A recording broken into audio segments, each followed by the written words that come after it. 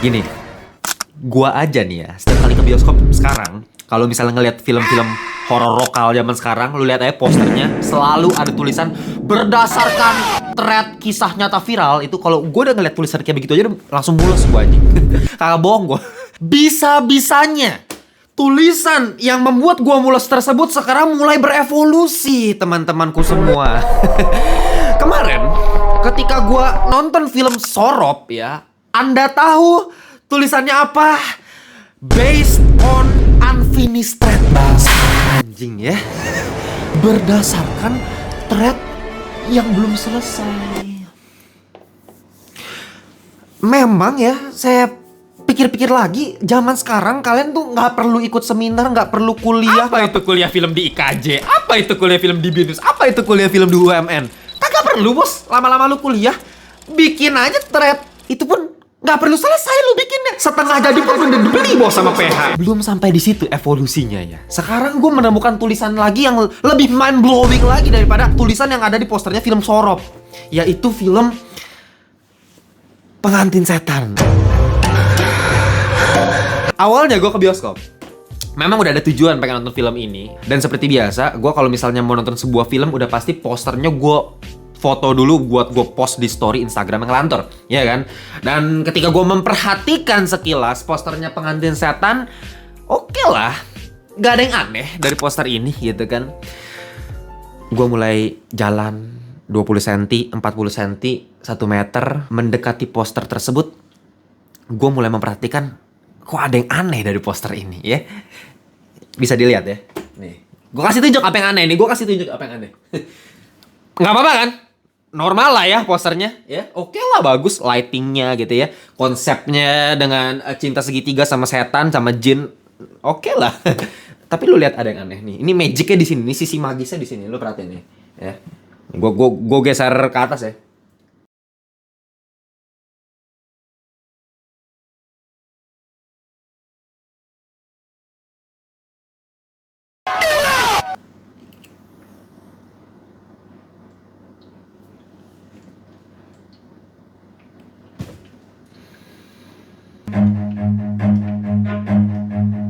Run.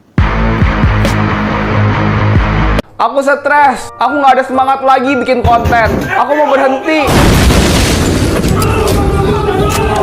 Sebuah platform dimana ketika lu mandi lumpur aja view-nya bisa 20 juta bangsat. Aso, gua tahu tim marketing dari film Pengantin Setan dan tim promosinya itu nggak segoblok itu, gue yakin. Nggak goblok, tapi goblok-goblokin masyarakat. Itu masalahnya gitu loh. Memang ya tulisan 11 juta ditonton di TikTok ini akan mengundang SDM-SDM rendah yang selalu bawa rombongan emak-emak, bawa anak-anak, berisik, so asik, telat datang, nyalain flashlight lagi anjing.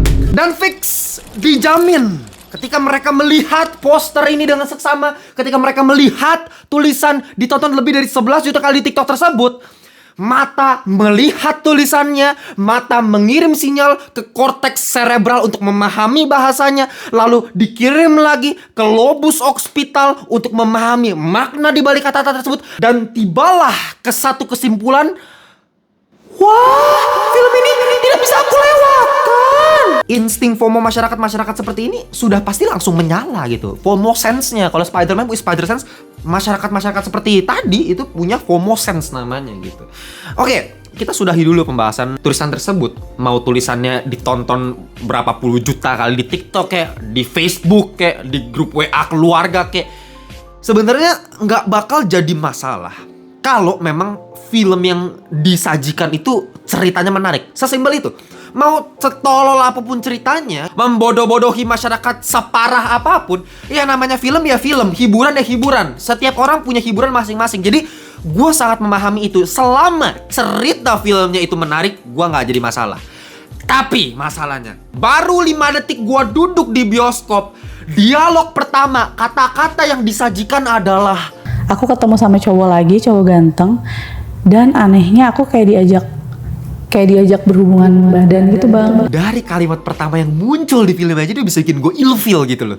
Gue seketika langsung dibikin menyesal ya, ngapain gue duduk di sini.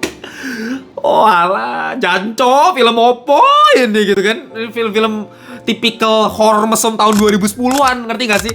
Dari awal udah kayak begitu, desah-desahan nih. Film apa?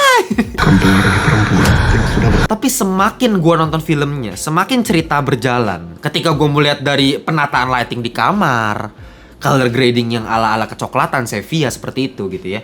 Dari pergerakan kameranya, angle-angle yang dipakai, sampai ke dialog antar karakter, gue mulai ngerasa it's not that bad, man. Ya, ternyata nggak seburuk yang gue pikirkan ini film. Oke, memang secara premis cerita yang sebenarnya udah bisa kalian tebak lah. Dari posternya tuh udah bisa tebak. Oh, kira-kira cerita akan seperti ini, udah bisa tebak.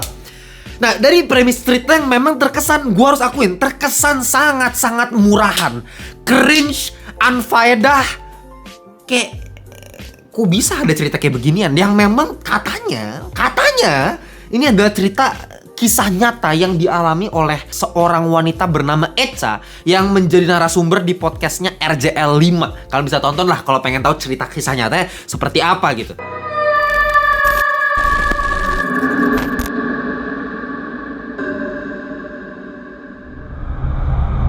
Yang menceritakan sepasang suami istri yang baru menikah 3 tahun. Suaminya bernama Ariel, istrinya bernama Echa.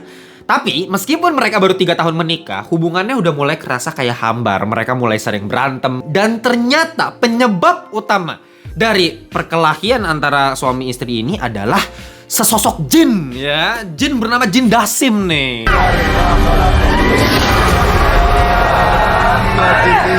Nah, si Jin Dasim ini membuat si Echa ini sering bermimpi dan terangsang di mimpinya. Dan si Jin ini memanfaatkan momentum dimana dia bisa mantap-mantap sama si Echa gitu. Karena si Jin ini demen sama si Echa anjing. Dan apa yang terjadi selanjutnya? Si Echa hamil ya. Hamil kawan-kawan ya. Echa hamil gara-gara si Jin. Secara cerita ini film sampah gitu kan. Secara jumpscare masih banyak jumpscare murahan dengan sound effect yang bikin pengang kuping. Bahkan secara visual effect masih kerasa murahan. Kayak, tapi gue bisa menikmati film ini. Ya, makanya ya mungkin kalian harus coba buktiin sendiri nonton film ini di bioskop. Ini jelas-jelas bukan film bagus. Masih jauh dari kata film bagus untuk kategori horor lokal sekalipun. Tapi at least gue masih bisa menikmati horornya. Kenapa? Banyak scene yang bisa bikin gue merinding sepanjang nonton film ini. Beberapa scene bahkan bisa bikin gue sampai teriak sendiri di bioskop. Karena saking brutalnya, karena saking sadisnya, dan saking disturbingnya adegan-adegan di film ini. Oke, kita elaborasi ya. Pertama, Jin Dasim. Kita bahas dulu mulai dari Jin Dasim ini. Ini villain utama dari film ini, setan utama dari film ini. Nah, kalau kalian lihat dari posternya, harusnya kan udah bisa menebak ini kira-kira pakai praktikal atau pakai visual effect, pakai CGI. Ya memang didukung dengan visual effect, cuma secara kostum ini beneran pakai kostum. Ini pakai semacam practical effect dan kerasa banget ini pakai kostum. Nah, cuman gini, di beberapa part gua ngerasa ini kayak bukan Jin Dasim, tapi lebih kayak orang yang cosplay Jin Dasim gitu. Jangan expect, jangan coba-coba compare, bandingkan kostum kita dengan kostumnya misalnya kayak di film Alien Romulus. Fuck you lah. Ya jangan anjing, itu Alien Romulus tuh bisa lihat lah orang yang pakai aja orang basket setinggi apa gitu kan, pakein kostum anjing. Lu kalau misalnya gue lagi di syuting bareng Alien Romulus, gue kabur ke birit-birit kencing di celana, gue ngeliat orang pakai kostum kayak begituan, bener-bener kayak setan, kayak alien anjing. Kalau di sini masih kerasa kayak cosplay di beberapa adegan. Tapi ya, gue harus mengapresiasi karena beberapa part meskipun masih kelihatan kayak cosplay, masih kelihatan kayak kostum, kostumnya kurang tekstur, detailnya masih kurang, pewarnaannya masih kurang bagus. Tapi hal-hal tersebut membuat beberapa scene malah terkesan cukup disturbing, cukup creepy. Gue langsung ngerasa Jin Dasim ini kayak gue pernah lihat di mana. Dan gue pikir-pikir lagi, anjing ini kayak di official music videonya Demons, kalau kalian tahu lagunya Doja Cat. That shit should be big at least. Do it, nigga, I'ma bring the heat. Nah pas lagu itu keluar, gue inget banget itu cukup kontroversial ya, dimana semua orang pada ketakutan ya, dibilang si Doja Cat ini pemuja setan gitu. Kayaknya dari kaum gereja setan dan sebagainya, karena official music video itu ngeri banget, disturbing. Dan ya itu membuktikan lagi-lagi ya, gue ngerasa perkataannya Jordan Peele, dia bilang perbedaan antara horor dan komedi hanya di musiknya. Kan Jordan Peele pernah ngomong gitu. I talk about it as sort of like the difference between comedy and horror is the music. Dalam beberapa hal itu ada benarnya, tapi nggak sepenuhnya benar gitu. Karena buktinya ini, kalau kalian nonton official musiknya Doja Cat, nggak tahu kalau menurut kalian serem atau enggak, tapi buat gue itu cukup mengganggu gitu, cukup unsettling nontonnya. Dan itu terbukti dari komentar-komentar, kalian bisa cek lah. Lagunya sama sekali nggak serem, tapi karena secara visual, penataan angle kameranya, dari make upnya, pergerakan orang joget-joget kayak iblis dalam sebuah kamar, itu membuat kita ya nggak nyaman nontonnya gitu. Dan itu yang gue rasakan, meskipun memang kurang terlihat realistis ya, tapi di beberapa momen ketika lagi mantap-mantap, misalnya sama cewek di adegan awal aja sambil terbang-terbang begitu, karena pergerakannya itu cukup mengerikan dan angle kamera selalu pas on point, gue ngerasa cukup disturbing nonton film Pengantin Setan ini. Sebenarnya nggak usah terlalu pakai visual effect yang kentara. Gue inget banget beberapa kali pakai pergerakan yang dibantu dengan efek komputer gitu ya, mata dibikin merah, ada asap sedikit, giginya, pergerakan mulutnya kayak juga pakai efek komputer tuh. Dan itu malah bikin kerasa jadi murahan. Gue sempat ngelihat salah satu behind the scene dari film Pengantin Setan ini, di bagian akhir scene final momentnya Rukiah anjing, itu pakai seling anjing, itu niat banget. Itu yang membuat film ini jadi keren karena secara eksekusi cukup niat mereka gitu. Mereka pakai seling, kostumnya dibuat.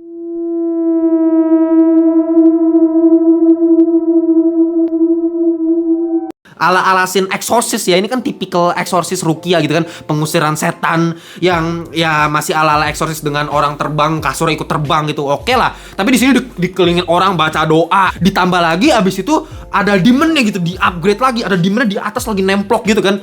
Ya kalau lihat behind di sini itu jauh lebih serem, dimana giginya nggak kelihatan, matanya ya udah. Bahkan kalau misalnya dibuat buta lebih ngeri lagi menurut gua. Cuman sayangnya kenapa harus dibikin matanya nyala, giginya putih gitu kan, jadi kerasa terlalu murahan sih. Dan gak cuma itu, ada satu hal lagi yang cukup menarik untuk diperhatikan, dan gua nggak pernah ngelihat treatment horror seperti ini di film-film horror lokal lainnya, yaitu penggunaan badut jalanan super duper creepy. Ini dari dulu gue sering kepikiran. Jadi ketika gue lagi naik mobil dan gue biasa ngelihat badut jalanan, biasa gue sering lihat itu di Bogor tuh ya.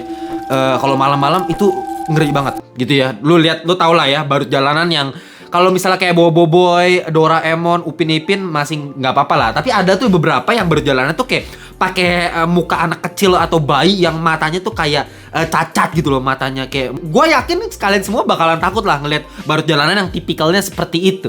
Nah, gue selalu mikir dari dulu kenapa nggak pernah ada horor lokal yang mau pakai treatment pakai badut jalanan seperti ini. Ini akan menambah efek horor yang natural gitu, diproduce ketakutannya secara natural, alamiah, nggak perlu pakai sound effect bla bla bla. Lu cuma lihat badut jalanannya udah ngeri gitu dari jauh. Dan belum sampai di situ, ada juga ya scene yang menurut gue ini juga cukup ngeri sampai gue agak ngap sendiri. Gue kemarin di bioskop, di mana ya di sebuah koridor tempat toko-toko ini udah gelap gitu ya, dan itu diimplementasikan layaknya labirin.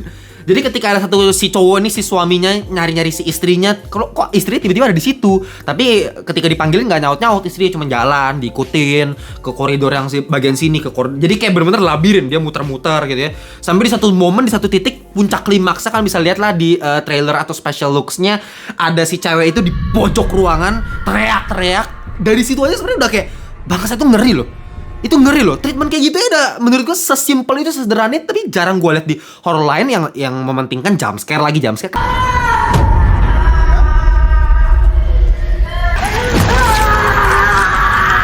Meskipun lagi-lagi secara visual effect kita mah cemen gitu, murahan ya. Sayang banget, gue bayangin kalau misalnya ini bener-bener dieksekusi dengan budget yang proper gitu ya, terus bener-bener dibuat bayinya tuh bener-bener seserem mungkin, serealistis mungkin, senatural mungkin, bisa jadi ngeri banget ini adegan gitu. Ya sayangnya memang dari muka kerasa, entah kenapa gue malah inget, kalau kalian inget tuh video klip bayi ngomong kiamat.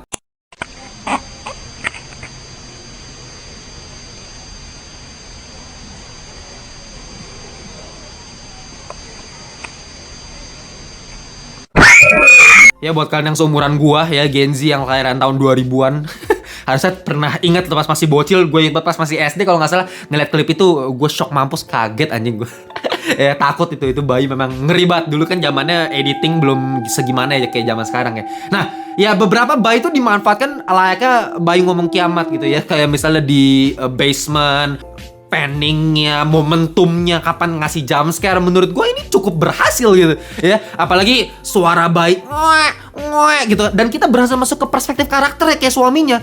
Loh, kok istri gue hamil? Padahal kita terakhir berhubungan itu kayak baru 3 hari yang lalu, kan nggak mungkin, impossible. Dan rasa takut itu masuk ke penonton, ke diri kita gitu. Dan ada juga scene yang sampai gue bisa bikin teriak ketika cewek nusuk-nusuk itu anjrit. Ya memang gue ngerasa beberapa shot, beberapa frame di film ini kerasa sangat-sangat terinfluence lewat filmnya The First Omen. Kalau kalian pernah nonton itu juga anjing, itu lebih anjing lagi sih. Kalau The First Omen sih yang scene ngelahirin terus tangan keluar, bangsa itu gila, itu gue tutup mata anjing. Itu gue pertama kali tutup mata di bioskop gara-gara itu anjing. Anjing itu gak disensor loh di Indo loh, itu The First Omen. Memang gak separah itu ya, cuman beberapa shotnya banyak yang mirip, kayak misalnya senyum, kejanggalan terus senyum gitu kan, kan keserasukan, atau misalnya scene yang di pojokan koridor itu kan yang dia teriak-teriak mau ngelahirin, itu kan scene yang di bagian endingnya The First Omen, itu scene persis itu, secara komposisi, koreografinya mirip gitu ya. Nah itu diimplementasikan di sini dan menurut gue cukup works ya. Bahkan kalau misalnya kita harus perhatikan secara karakter setup dari awal ke akhirnya cukup rapih, nggak ada kesan tiba-tiba yang selalu gue temukan. Biasa kan yang bikin film horor belakang ini sampah terus kan selalu tiba-tibanya nggak masuk akal anjing, ya kan? Awalnya lu bilang nih daun langka banget nih buat ngeluarin racun gitu kan, tahunya daunnya di belakang kebun rumah lu kan anjing gitu loh. Kan tiba-tiba itu kan yang kayak begitu-gitu yang aneh. Nah di sini gue nggak ngerasa ada kesan tiba-tiba seperti itu. Semuanya di setup. Kayak ada karakter yang mati gara-gara nolongin kucing. Loh, kenapa tiba-tiba nolongin kucing? Karena ada setupnya di awal. Scene yang memang kerasa remeh di awal, cuman dia kasih makan kucing karena memang dia pecinta kucing. Jadi ada setup di awal, baru di bagian akhir dia mati gara-gara kucing. Itu ada korelasi, ngerti gak sih? Nah itu namanya pendalaman karakter. Cuma memang dengan beberapa catatan juga ya, masih juga banyak lah masalahnya yang memang cukup aneh. Kayak dialognya menurut gue terlalu kaku, terlalu baku untuk tahunnya. Gue gak tahu ini era kapan, cuman kerasa dari HP-nya. Bahkan dari awal gue baru tahu anjing ini ternyata era modern gara-gara jaketnya. Kalau gak salah Versace atau apa, pokoknya jaketnya modern kelihatan. Oh ini zaman modern. Tapi kenapa dialognya tuh baku banget, bahkan suaminya tuh menurut gua actingnya juga kurang gitu. Actingnya menurut gua banyak yang kurang ya. Kerasa mungkin karena penulisannya tadi terlalu stick to the script gitu. Jadi kerasa kayak jadul. Kalau misalnya di Pengabdi Setan bahasa penggunaannya baku itu nggak masalah karena memang set eranya 1984, 80-an gitu. Nah di sini kerasa kayak 80-an tapi padahal ini eranya era modern. Itu sih ya masalahnya. Dan yang terakhir mungkin di logika, ada beberapa logika yang kembali ngawur banget dan ngawurnya sangat mengganggu banget ya. Yaitu ketika misalnya si Echa ini kan gak boleh tidur karena kalau tidur dia langsung dimantap-mantap lagi sama si jinnya ini. Ya jadi dia harus terbangun. Nah terus suaminya bilang, "Woi tolong jagain istri gua." Dia ngomong ke saudari istrinya kan. Nah si saudarinya ini, lu bayangin disuruh jagain supaya jangan tidur tapi malah tiduran di kasur, kan aneh anjing. itu logika macam apa itu ya, menurut gua aneh aja kenapa bisa penulisnya miss hal-hal detail sekecil ini. Lu nggak boleh tidur, tapi kenapa lu ngobrol sambil tiduran anjing?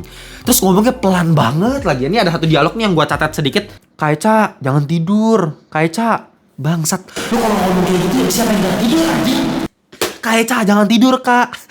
Apa susah cuma lo, "Kak, jangan tidur, Kak." Kan lebih gimana gitu? Lebih make sense anjing. "Kaeca, jangan tidur, Kak." Lu kalau gue tahu arahnya supaya bikin si Echa ini akhirnya ketidur dan nyampe ke puncak klimaks di akhir film. Tapi prosesnya nggak gini juga, pakai cara lain kek, ya kan? Dia harus ngapain kek, turun ke bawah terus jadi ketiduran. Kan banyak hal yang make sense gitu. Kenapa harus "Kak, jangan tidur, Kak." Terus malah ketiduran, terus dia malah ngeliat ke atas tembok, dia cerita curhat, malah curhat si bangsat gitu. Kakaknya malah ketiduran anjing. Ya itu aja sih beberapa hal yang masih mengganggu, tapi overall ini film secara horornya ya masih bisa dinikmati ya. Makanya ya dengan berat hati saya harus kasih nilai 6/10 alias kurang ya. Kapan lagi anjing gua kasih horor lokal kurang? Jarang-jarang. Kalau kalian punya pendapat yang berbeda sama gua seputar film ini, tulis di komentar. Buat gue ini film masih jauh dari kata bagus. Di mediocre aja masih belum, ya masih dikurang lah ya, 6. Oke? Gitu aja untuk video kali ini. Kita jumpa di video berikutnya. Bye-bye semuanya.